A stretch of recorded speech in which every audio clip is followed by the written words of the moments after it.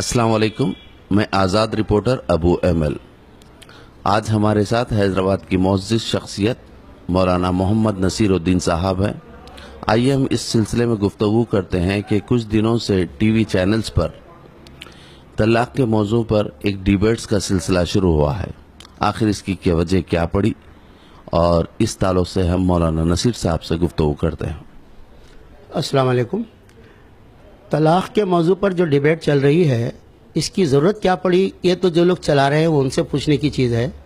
ज़रूरत मुसलमानों को उलझाने की है, उनको इसलिए वो छेड़ा गया है। लेकिन हकीकत क्या है तलाक़ की, इसके बारे में मैं आपके सामने कुछ बातें रखना चाहता हूँ। देखिए, ज़िंदगी गुजारने के लिए निकाह किया जाता है, मियाँ बीवी मिलकर रहते हैं, ख़ानदान बनता है, उससे दुनिया आबाद होती है। मियाँ बीवी में अगर ज़हनी नाइत्तफ़ाक़ी हो, उनके रहन सहन में, खाने पीने में, सोचने में, ज़िंदगी गुजारने के मक़ासिद में, तो इख्तलाफ होता है।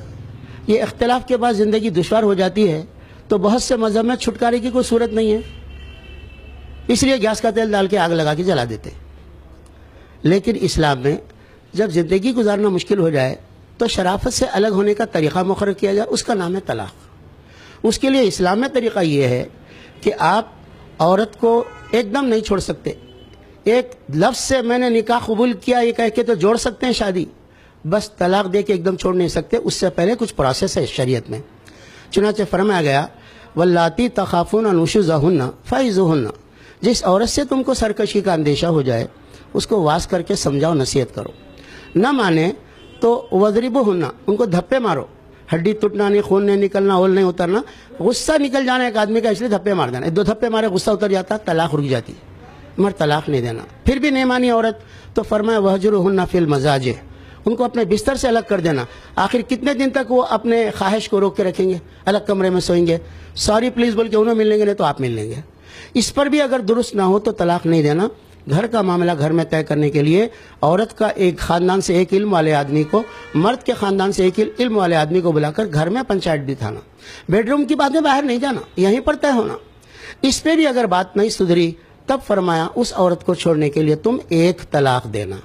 वो भी कैसी हालत में देना? इस्लाम में तलाक़ औरत के ऊपर एहसान है। कैसा है? उस औरत को नापाकी की हालत में तलाक़ नहीं देना। क्यों? ये अय्याम के जो दिन होते हैं मंथली कोर्स, उसमें दिमाग एक जगह नहीं रहता, जिस्म एक जगह नहीं रहता, 8 दिन से एक दूसरे मिले नहीं रहते हैं, तो चिड़चिड़ापन मिजाज में रहता है। तो ये बीमारी की हालत में उसको तुम तलाक़ नहीं देना। वो नहा के पाक होने के बाद अगर तुम मुलाकात कर लिए, बिस्तर सो गए आप एक दूसरे के साथ, तो उसको हमल ठहर जा सकता है। तो जिस औरत को छोड़ना है उसके पेट में 9 महीने के लिए उसके बच्चे को छोड़ के आप क्यों तलाक़ देते आप? इसलिए वो पाक होने के बाद उससे मुलाकात किए बगैर एक तलाक़ देना। एक तलाक़ दे के भी घर से नहीं निकलना, अपने घर में रखना। कुरान में सूरह तलाक़ में मौजूद है, अस्किनुहुन्ना मिन हैसु सकनतुम मिन वुजदिकुम, जहाँ तुम रहते हैं उसी जगह तुम उनको रखो। अपने घर में रखना, खाना, कपड़ा, इलाज, ज़रूरतें पूरी उनकी करना 3 महीने तक। क्यों? कि अल्लाह ताला फरमाया, हो सकता है कि दिल तुम्हारा मायल हो जाए, हो सकता है उनका खुशू पे नादिम होने का उनका दिल मायल हो जाए। इस तरह से जुदाई को रोकने के लिए इस्लाम ने आखिरी स्टेप तक काम किया है, जहाँ इंसान की अकल नहीं जाती वहाँ तक काम किया है। अब ये 3 महीने में अगर दोनों दुरुस्त हो जाए तो मिल सकते हैं बगैर निकाह पढ़ाए। 3 महीने गुजर गए तो आप छोड़ सकते हैं, उस पर एक तलाक़ पे जुदाई हो जा सकती है। जुदाई के बाद फिर अगर मिलना चाहे तो दोबारा निकाह पढ़ा सकते हैं नए महर के साथ। इस तरह से 2 मरतबा प्रोसेस गुजरने के बाद अगर तीसरी तलाक़ दिए तो दोबारा नहीं मिल सकते, ये बात है। लेकिन 3 तलाक़ एक साथ दे देना, उसका जहेज बेच लेना, उसका सामान खा जाना, उसको मार के ज़ख्मी कर देना, उसके हुस्न जमाल को चकले लगा देना और बाहर के उसको बाहर निकाल देना, ये जो तलाक़ का सिस्टम कहीं कहीं चलता है वो गलत है। वो इस्लाम से उसका ताल्लुक़ नहीं है, जाहिल लोग हैं जो कर रहे हैं। इसलिए मुसलमान एक दूसरे को एजुकेट करना चाहिए कि तलाक़ कैसे देना चाहिए। अब आइए मैं आपको ये बताता हूँ एक बात। ये 3 तलाक़ देने का रिवाज भी मुसलमानों में दूसरों से कम है। मुसलमानों में 5% तलाक़ होती है, उससे ज़्यादा नहीं होती, जबकि 23% बग़ैर तलाक़ के, बग़ैर शोहर के मुअल्लक़ ज़िंदगी गुजार रही गैर मुस्लिम औरतें। शादी हो गई, निभाव नहीं हो सक रहा है, कोर्ट को गए तो तलाक़ जल्दी नहीं होती, 8-8 साल लगते हैं। कितने लोगों के केसेस हमको मालूम है। इसलिए वो लोग, शोहर अलग घर में रहता है, बीवी भी कमाती अलग घर में रहती है। आप उनके बारे में सोचिए जो 8-8 साल बग़ैर शोहर की औरतें ज़िंदगी गुजार रही हैं। اور ہمارے پاس یہ طلاق ہونے کے بعد عورت 3 مہینے گزارنے کے بعد دوسرے سے نکاح کر سکتی ہے، دوسرے سے شادی کر سکتی ہے.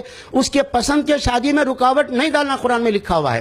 اور طلاق دے کے بھیجتے وقت اس کا لایا ہوا سامان دے دینا، اپن دیے سو سامان دے دینا، زیور دے دینا، سب دے کے تحفہ دے کے بھیجو. قرآن میں لکھا ہوا ہے طلاق دے کے مار کے بھیجو نہیں، تحفہ دے کے بھیجو. وَلِلْمُطَلَّقَاتِ مَتَاعٌ بِالْمَعْرُوفِ حَقًّا عَلَى الْمُتَّقِينَ. جن عورتوں کو طلاق دی گئی ہے ان کو کچھ نہ کچھ تحفہ دے کے بھیجو. یہ ہے اسلام میں طلاق. اس کے مقابلے میں کہتے ہیں کہ لوگ جو ہے اسلام میں ظلم ہے عورتوں پر. میں بتاؤں، ودوا شالے ہیں گو شالے کی طرح سے متھرا میں دیکھ کے آیا ہوں. پہلے تو آپ کے پاس طلاق نہیں ہے غیر مسلموں کے پاس، اب انہوں نے بھی لے لیا ہے ڈیورس کا ایک سسٹم اپنا لیا انسانوں کے حالت سے، تو وہ ڈیورس کے بعد وہ دوسری شادی نہیں کر سکتی. اور آپ کو معلوم ہی ہے وہ ڈیورس کے بعد کوئی آدمی مر گیا تو اس کے بعد عورت بھی دوسری شادی نہیں کر سکتی. آپ کے پاس یہ حالت ہے کہ ایک بیوہ عورت جس کا شوہر مر گیا، اس کی بیٹی بڑی ہو گئی، شادی ہو رہی ہے، شادی کے منڈپ میں وہ دلہن کی ماں نہیں جا سکتی کیونکہ ودوا ہے. وہ اتنا ظلم تو وہاں پر ہے کہ گایوں کو جس طرح سے رکھ کے چارہ دیتے ہیں، سفید ساڑی پہنا کے سر کے بال منڈا کے ودوا شالے میں رکھتے ہیں، اور وہ میڈیا والے ہم سے کہتے ہیں کہ اسلام میں طلاق میں ظلم ہے.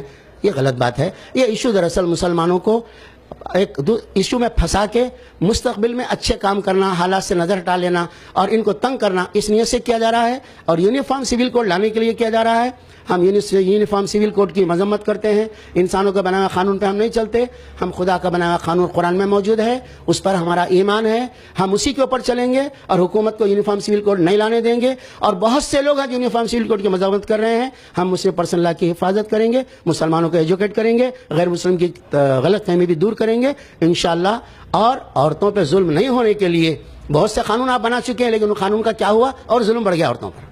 اس لیے بہتر یہ ہے کہ پرسنل لا کے ایشو میں، طلاق کے ایشو میں میڈیا والے اس کو اچھالنا بند کر دیں.